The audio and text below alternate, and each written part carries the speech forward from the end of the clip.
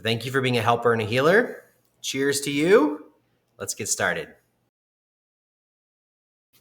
All right, I got my coffee, lit some candles. Let's get in here.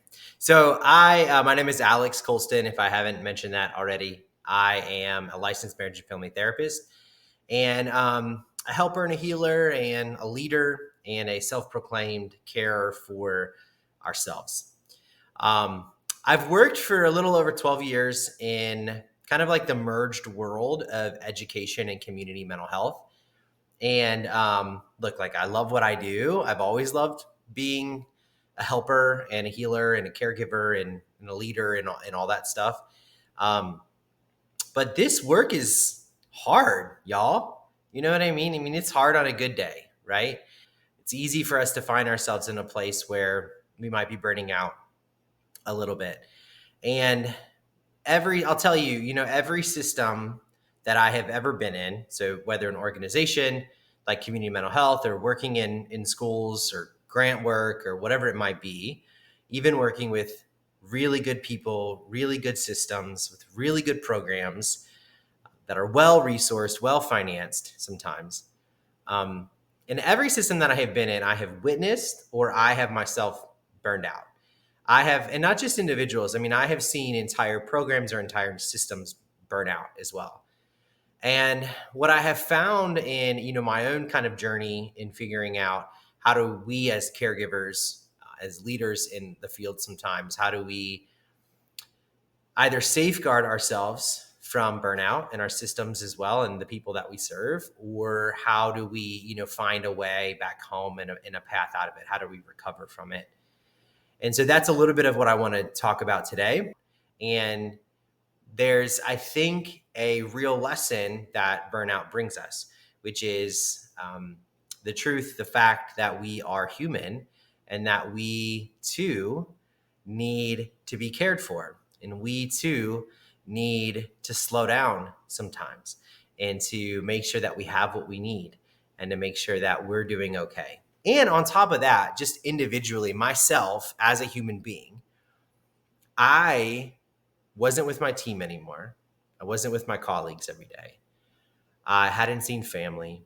I was really lonely and depressed and hurting and grieving. And I think, so much of it was just sort of like piled up and shut down and scary. I remember getting there and kind of like taking me a long time to just sort of chill and rest and kind of let myself, not be doing a million things at one time. And I remember laughing about 24 hours in, literally at the 24-hour mark, feeling okay again, feeling like I had a little bit of myself back. And this became a new rhythm for me of needing to get away anytime that I'm lost kind of from where I am and where I want to be and who I want to be. This idea came about of coming back home to myself. It was in the getting away and in the breaking from caregiving stuff that I was able to rest and recover and actually give a little bit of care to myself long enough to where I felt like I found myself again. I felt grounded more to my calling and to my purpose.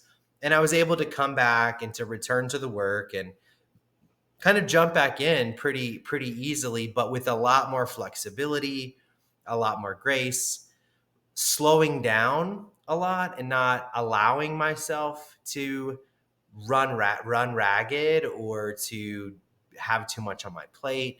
And I think I was a lot softer and a lot kinder to my friends and to my family and to the people that I was working with as well.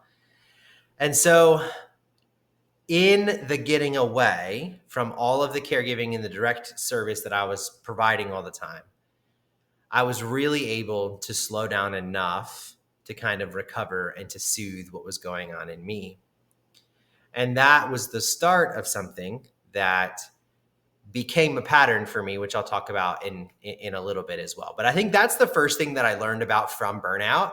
If experience is kind of like the teacher here, what I learned from burnout is that we need times to get away. If we're caregivers, if we're helpers, if we're healers, we need times where we're not doing that stuff, where we're really kind of getting a break from any kind of meeting the needs of others so that we can actually be able to receive care from ourselves, give it and receive it to ourselves, and receive it from others if we have others around us to give us that support. And so that's the first lesson, really getting away, whatever that looks like.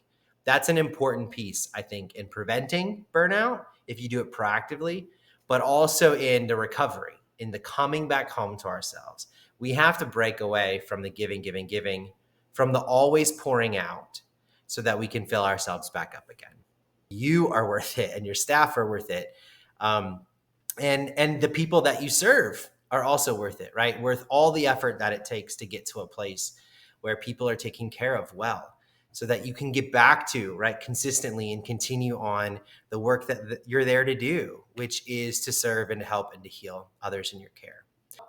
Wherever you are in your journey, in your system, in your way back home to yourself, may you be happy, may you be healthy, may you be safe, and may you be at peace. Take care, everyone.